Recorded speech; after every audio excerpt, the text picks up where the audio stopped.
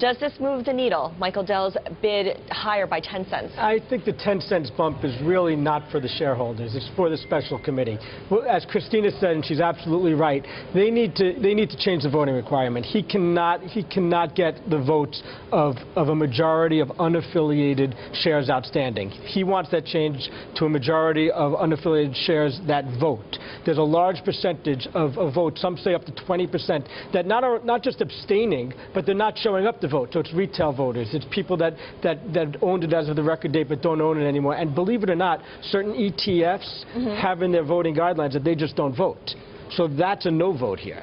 So does the special committee have any reason not to go forward with this proposal? Well, it doesn't look very good, and we haven't heard from Carl yet, but you can be sure you would hear from him on this. It doesn't look good to say these are the voting requirements, and then when you can't get them, to not say, okay, well, they didn't get them, the vote loses, but to say, you know what, we'll change the requirements so you can get them. So what is your best prediction here in terms of reaction from shareholders?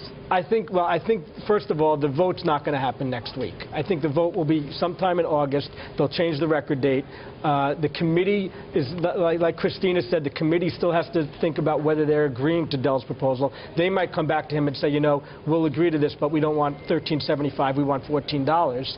And, you know, and then the negotiation begins. But certainly the votes, this is not going to be resolved in a week. Is the special committee still working in the best interests of shareholders?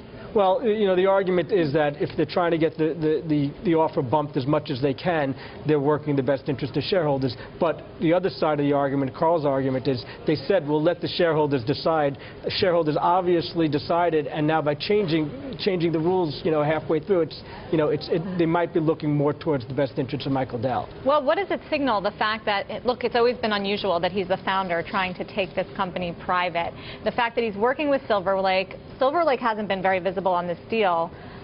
This whole drama, and the fact that it just keeps getting pushed on and on and on and on, what does it signal for Michael Dell? Well, you know, Michael Dell wants to buy the company, but he doesn't want to pay, he doesn't want to pay for a landslide, so to speak. So, you know, he wants to get 51%. He wants to pay just as little as he has to get the votes he needs, and that's what he's trying to do.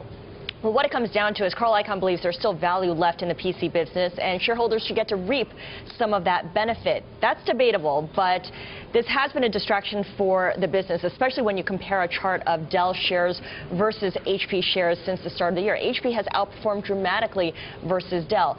Can a company thrive when there's a takeover battle going on? Well, sure. I mean, I think, this happens all the time, and, there could be temporary downfalls, but, in the long term, the business is the business. But this has been a huge distraction. Well, this is what they would argue. This is what the Carl Icahns would argue. Look at Hewlett-Packard and look at the missed opportunity here for Dell. Yeah, this has been a distraction, and there are actually stockholders of Hewlett-Packard that I have talked to that are enjoying this very much. Well, look at the share price of Dell. Meanwhile, $12.80. So well below the buyout price. Does that signal that there's a belief that this isn't going to happen, or just the uncertainty? I think there's uncertainty, but I think that the belief is if this doesn't happen, the stock is going to go way down, and that's probably why that $12.80 is there. And I also think that if this doesn't happen, it doesn't mean that Carl Icahn's deal automatically happens. There's still a lot that needs to happen for that to occur. We heard best and final proposal by Michael Dell and Silver Lake earlier. So they blinked and they sweetened their offer. Are we going to get another upped offer? I think the special committee is going to look for that. Definitely. I think 10 cents is not really a, we can call it a bump, but, for lack of a better word.